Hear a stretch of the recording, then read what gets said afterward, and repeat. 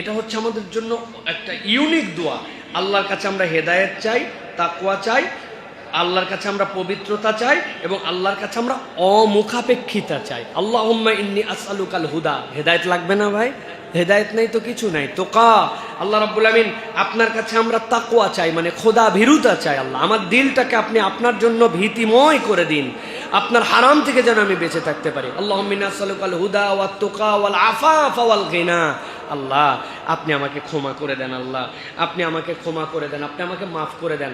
আর আল্লাহ আপনার দিকে ছাড়া আমি যেন কারো দিকে মুখাপেক্ষী না হয়, সেই ব্যবস্থাটা আপনি আমাদেরকে করে দেন। এই দোয়াটা আপনাদের প্রত্যেককে মুখস্থ করতে হবে, সিজদার মধ্যে নফল নামাজে সব পড়তে হবে। পড়েন তো, আল্লাহুম্মা ইন্নী আসআলুকাল হুদা ওয়াত তুকা ওয়াল আফাফা ওয়াল গিনা। আল্লাহ যেন আমাদের অন্তরগুলাকে এরকম বানায় দেন। বলে আল্লাহুম্মা আমিন।